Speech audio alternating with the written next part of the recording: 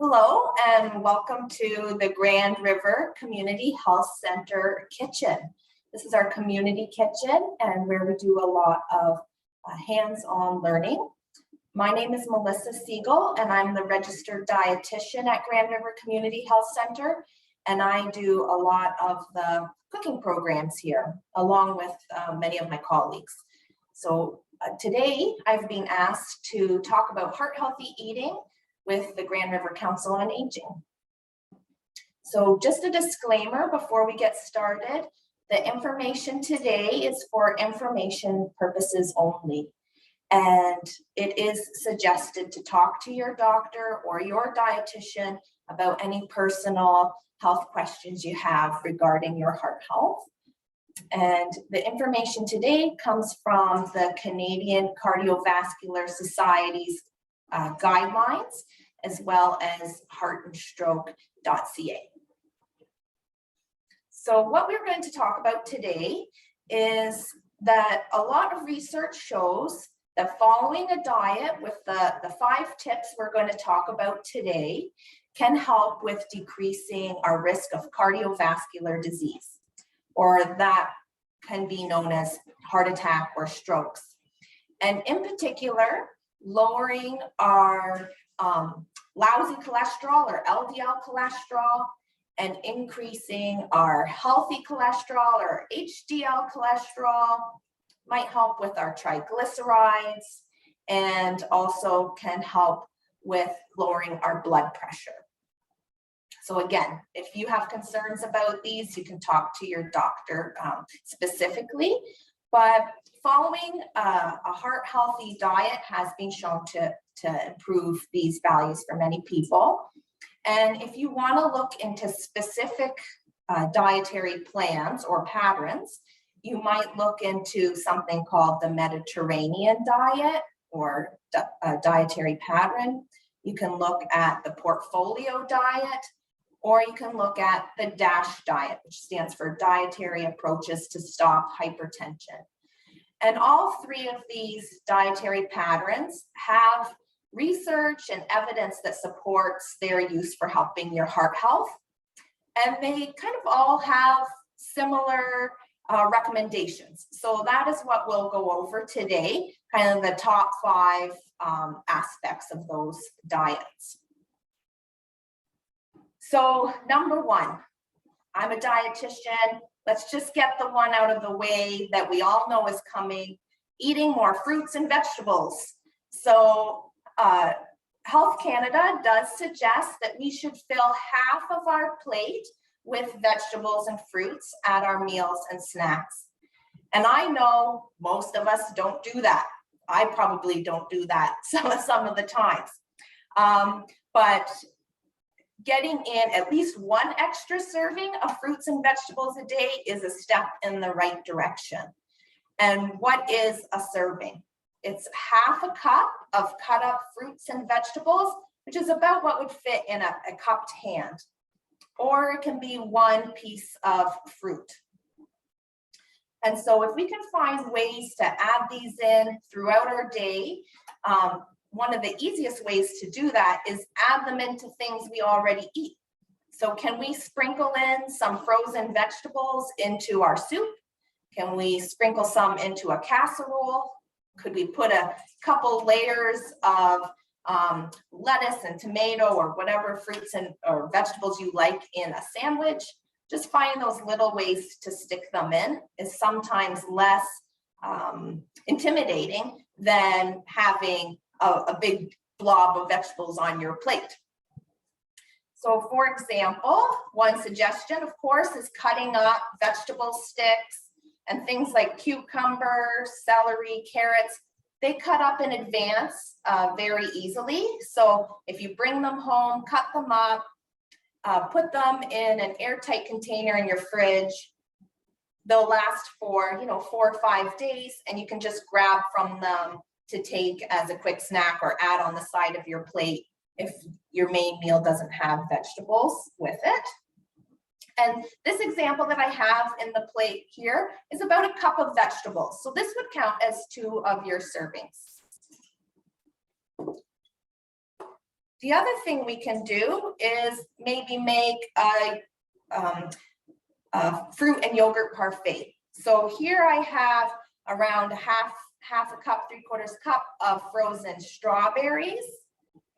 And frozen fruit and vegetables are just as nutritious as fresh ones. So maybe we have our strawberries, we can put on some yogurt and high fiber cereal.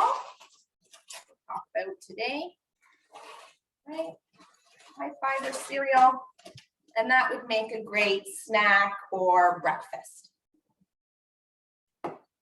And if you use the frozen berries and put your yogurt on it and your cereal on it and take it to go, by the time you eat it, your berries will have defrosted and it keeps the yogurt cold, so it's ready to eat. And like I said, frozen vegetables, just as nutritious. They don't have added salt or sugar, especially if you're buying the ones that don't have the sauces on them. So these are always good to keep on hand, especially as we get deeper into our winter months and the fresh stuff isn't as maybe looking as great. We all know right now food costs of fruits and vegetables are kind of pricey. So buying frozen is a way to reduce waste and use up everything that you are purchasing. And fruits and vegetables get recommended for our heart health because they are a good source of fiber. And fiber, I always say, it's like the roughage, right? So it's the peel, skin, seeds, pulp of our plant foods, which of course our fruits and vegetables have a lot of that. And fiber helps with lowering our cholesterol and blood pressure and leveling out our blood sugar. It also keeps us full longer. And fruits and vegetables are also important because they provide a lot of minerals that are important for our heart health. Things such as potassium, magnesium, and calcium. So these are also important to include. So again, any way to get in that extra serving of vegetables or fruits a day is helpful. Our second tip is choosing whole grains. So again, whole grains have the grain intact, which means it still maintains a lot of the fiber and the vitamins and minerals that are naturally occurring. So if we can eat more whole grains, things like barley, oats, maybe brown rice, or choosing things like more whole grain and multi-grain breads and cereals, that helps to increase our fiber in our diet. Whole grains have that fiber, but one important part about them is that there's the roughage fiber and there's also another fiber called soluble fiber. And soluble fiber I call the sticky fiber, or think of it's what makes oatmeal gelatinous. And so if we eat these kinds of sticky fiber, soluble fiber with our meals, it can help to lower our bad cholesterol and hopefully we pass through more than we absorb. So foods that are good sources of soluble fiber from our whole grains are barley, oats, and then some additives we might put in. So they're not really foods, but they're kind of extra fiber sources. Things like ground flaxseed, I've got some here, or chia seeds. So if you've ever cooked with these, and I've mixed some flaxseed in water, it gets kind of goopy. So kind of think of that happening in your digestive system, and that can help with lowering cholesterol. Now, the one rule of thumb when you're increasing your fiber, so let's say you're like, I'm going to increase my fruits and vegetables and my whole grains, is the one rule is to start low and go slow. Otherwise, we can end up with some digestive discomfort. So increase your fiber slowly, kind of do one thing at a time. The other thing we can think about for the whole grains, just taking that one thing at a time, is just think about where could you do a switch up, right? So you can cook barley as a side dish instead of rice. Can you choose whole grain breads over the more refined white grains half the time? Can you add some high fiber cereal to your sugary cereal maybe that you like? So it's just small steps, small changes that we can make that can have an impact. The third point is eating protein foods. And increasingly it's being suggested that we look at eating more plant-based proteins. So these foods include things like nuts and seeds, legumes, beans and lentils, and tofu. And these protein foods are great sources of fiber. They also can have heart healthy fats like in our nuts and seeds. And they are low in total saturated fats. We can also, if we're choosing more animal proteins, look to choose lean options like poultry or lean cuts of beef. We might choose fish more often. And these choices are low in what's called saturated fat. And saturated fat, how I remember it, is S for saturated, S for solid at room temperature. So if you think of a block of butter or the fat on your bacon, if you left it out on the counter, it doesn't melt into a puddle. It might get soft, but it stays solid at room temperature. And these saturated fats are still thought to increase our bad cholesterol. So overall, if we can choose less animal fats and maybe more plant-based fats in our diet, then that can be a good alternative. So plant-based fats might include the nuts and seeds, include olive oil, canola oil. These can be some switch outs we might do. And along with that as well, the Canadian Cardiovascular Society guidelines no longer suggest to take omega-3 fatty acid supplements to reduce risk of cardiovascular disease. There hasn't been shown to be an improvement. You may decide to still take them for other reasons though, so you can talk to your doctor about if those are still appropriate for you. But a lot of the diets around heart health do suggest still eating 2 servings of fish a week. And a serving would be half a can of tuna. So that can be one thing to still consider. Our fourth thing that is helpful for your heart health is limiting highly processed or ultra processed foods. So these foods often have a lot of the vitamins, minerals, and fiber removed from them. And they often have things like sodium or salt, fats, and sugar added to them. Ultra processed foods include things where, you know, a lot of work has gone into preparing them. So things like maybe your canned soups, you know, pasta things. I'm not picking on these companies, there's many things, but your frozen meals, and even things that are like pre-made baked goods, right, that we get at the store.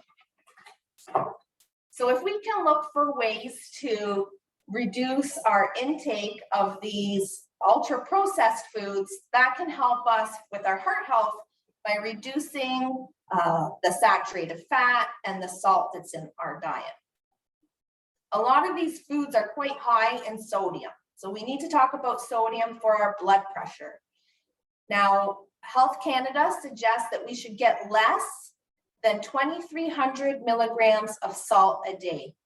And 2,300 milligrams is the equivalent to 1 teaspoon of salt. And most of this salt is hidden in these pre-made foods.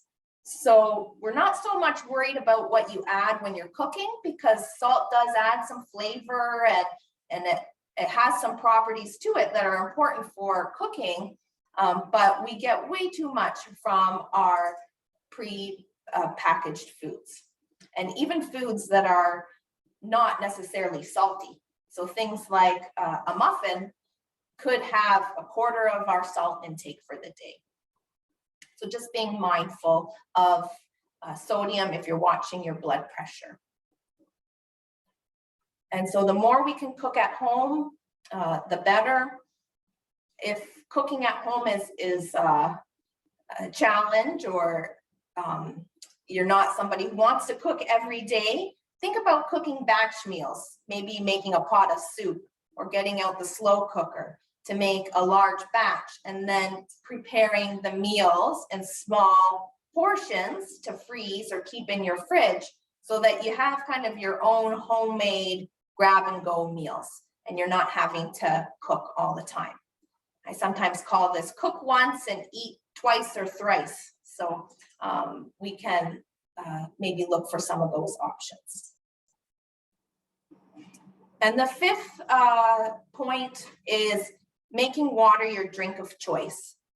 So we all need to stay hydrated. Water is important for our heart health, but we want to choose beverages that are lower in added sugars and salt. So sugary drinks like energy drinks, fruit beverages, soft drinks, flavored coffees, these can all be hidden sources of extra sugar and fats. And for our blood pressure management and our blood sugar management, reducing some of these beverages can be helpful. Not to say that you can't ever have them, but how can we maybe make water a choice more often?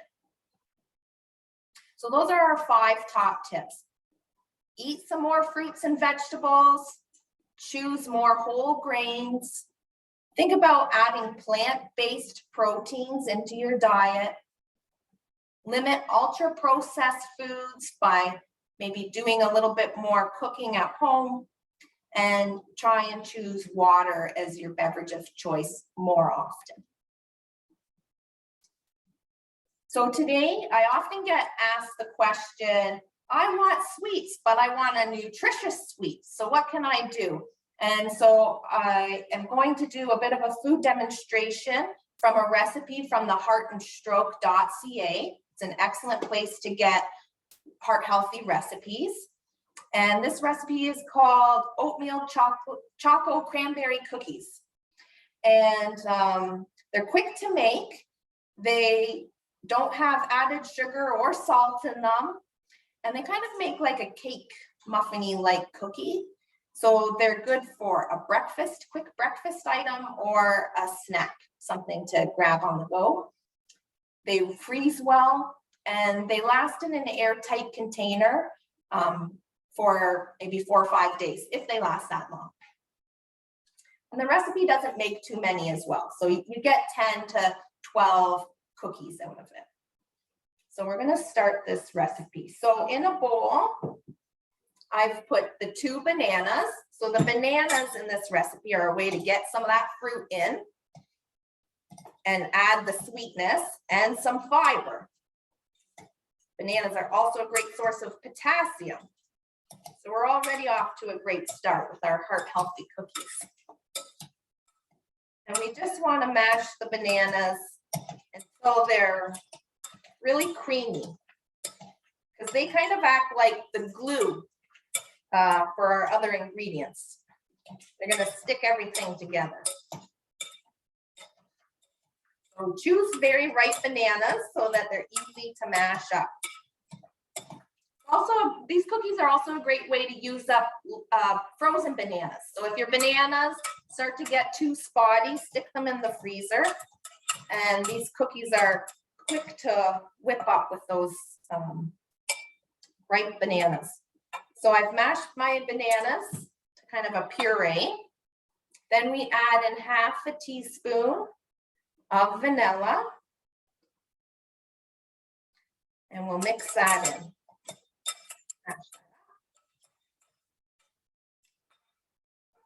In a second bowl, or on top of that bowl, you know, depending what you've got on hand.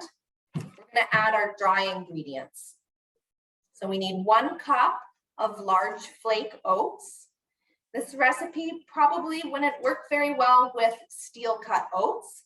Steel cut oats have a lot of the fiber and they're quite hard. So we want a softer texture for these cookies. So choose the large flake oats. We're going to put those in there. So that's some of that soluble fiber for us. As well, we're going to put in 3 tablespoons of ground flaxseed. Again, another source of that soluble fiber. If you don't have ground flaxseed, you can leave it out. So don't feel you have to have that, but it does add a little bit extra stickiness and fiber to the recipe. We're going to add in 1/4 teaspoon of cinnamon, ground cinnamon.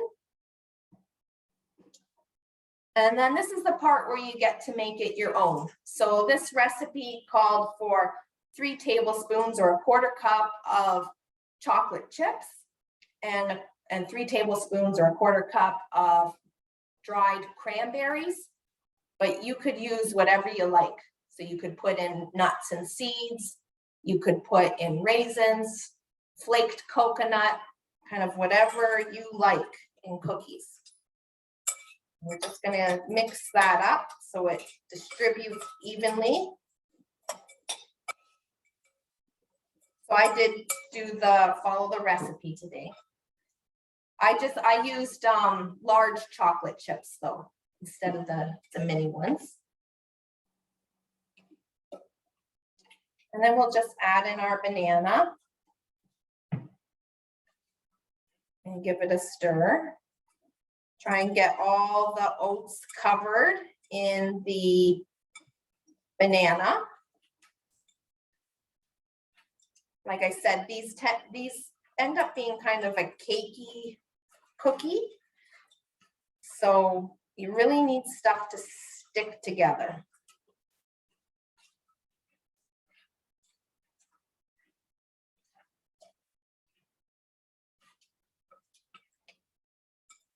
Once it looks like it's all combined, you'll want to put it on a cookie sheet, baking sheet, whatever you've got.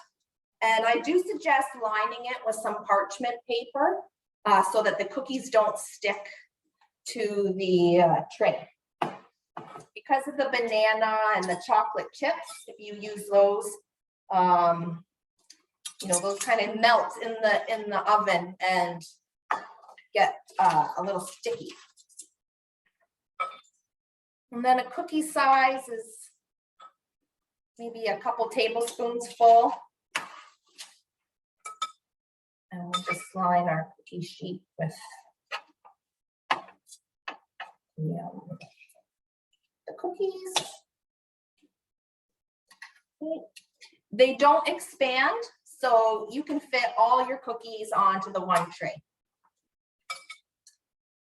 And then you'll cook these in an oven at 350 degrees for 10 to 12 minutes. They don't really brown up, so you just are kind of looking for them to become firm. And then you end up with the cookies. So they look like little mounds, and they are quite soft. They're very filling because of all the fiber in them, and they actually are quite sweet because of the banana and the dried fruit or the chocolate chips that you add. So these make a great nutritious sweet for a snack. So I hope you enjoy those.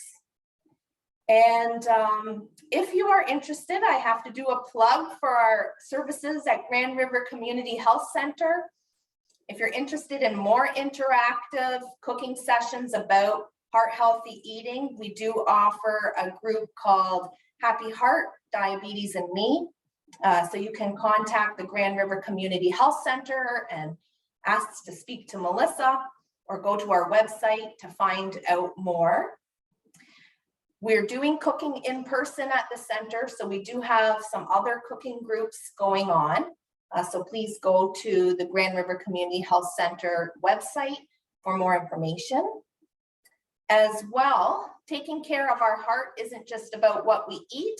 So we have a lot of programs up and running that include physical activity, mindfulness, reducing stress, and just letting you socialize. So I hope to see you out at some of our groups in the future.